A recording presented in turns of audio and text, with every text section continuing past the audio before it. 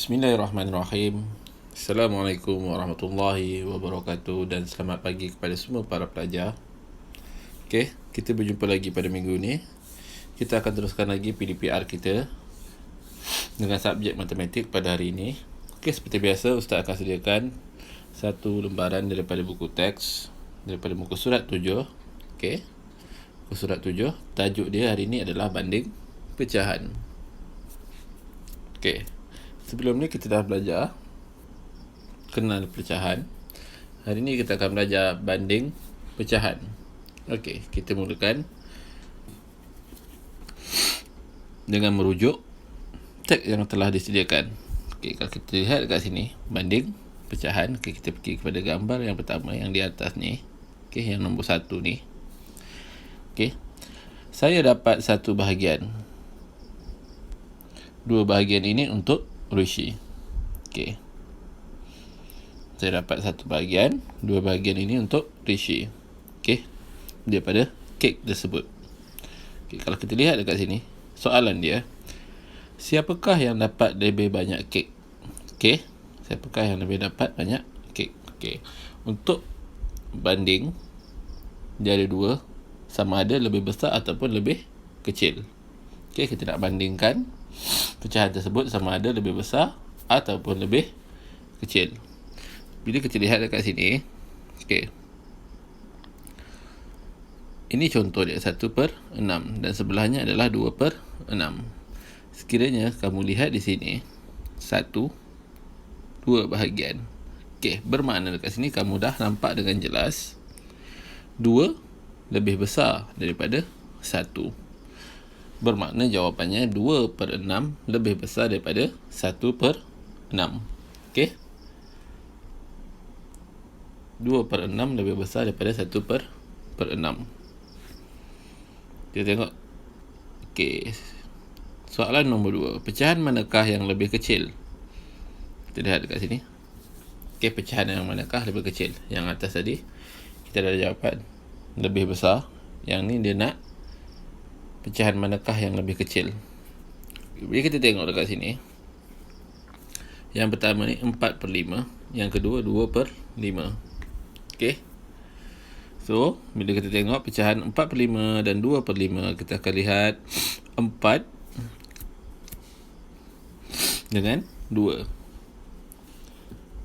So, jadi dekat sini kalau kamu lihat, bahagian warna kuning tu 2 lebih kecil nak dibandingkan dengan 4. Kalau 4 dicantumkan lebih besar daripada 2. Jadi jawapannya 2/5 lebih kecil daripada 4/5. Okey, sama juga yang sebelah sini. Okey, yang sebelah sini dia tak bagi jawapan, tapi dia tanya yang manakah lebih kecil. Okey, sama ada 3/6 ataupun 5/6. Yang mana satu lebih kecil. Bila kamu tengok dekat gambar rajah ni, kamu akan dapat jawapannya. Okey, ini untuk 3 bahagian, ini untuk 5 bahagian. So, jadi yang dapat 3 bahagian adalah lebih kecil daripada dapat 5, sebab 5 lebih besar bahagian dia. Jadi jawapannya 3/6 lebih kecil daripada 5/6. Okey, saya harap kamu faham sampai situ. Kita pergi ke muka surat yang sebelah, muka surat 8. Muka surat 8 pun masih sama, antara 4/7 dengan 3/7, manakah yang lebih? Lebih tu maknanya besar. Okey, lebih besar. Bahagian merah lebih banyak daripada biru. Bahagian merah lebih banyak daripada biru. Jadi jawapannya 4/7 lebih daripada 3/7. Kalau tadi lebih besar ataupun lebih kecil, dekat sini ada lagi satu, lebih atau kurang. Kamu kena faham. Kalau lebih tu maknanya besar, kalau kurang tu maknanya kecil. Okey. Kita pergi yang bawah dia. Okey. Dia tanya dekat sini, manakah yang kurang, 1/3 atau 1/4? Kalau kamu lihat dekat sini, dia tak sama dengan atas. Okey, dekat sini kalau yang sebelah atas tadi kita belajar 4/7 dengan 3/7. Okey, kalau kamu lihat dia punya penyebut dekat bawah sama 7. Tapi untuk soalan dekat bawah ni dia dah tak sama. Dia punya penyebut yang pertama 3, yang kedua 4. Okey. So bila jadi macam ni, dia punya penyebut tidak sama, kamu tak boleh letak dia punya pengangka sekiranya macam atas ni lah. Dia punya pengangka sekiranya atas ni pengangka dia lebih besar, bermakna dia lebih besar. Kalau pengangkanya kecil, so dia lebih kecil. Kalau untuk penyebut yang sama. Tapi ini adalah penyebut yang berbeza. Bila penyebut yang berbeza, kita kena lihat gambar rajah ni. Okey. Bila kita lihat gambar rajah ni, 1/3. Ini adalah contoh untuk bahagian 1/3. 1 daripada 3 bahagian. Dan yang bawah ni adalah 1 daripada 4 bahagian. Bila kamu lihat dekat sini, kamu akan nampak 1/4 lebih kecil dibandingkan dengan 1/3. Okey, sebab 1/4, okey, untuk 1/4 ni, okey, untuk sebatang untuk kek ni dibahagikan kepada 4. Bila dia potong kepada 4, dia akan jadi lebih kecil jika nak dibandingkan dengan dipotong kepada 3 bahagian. Okey.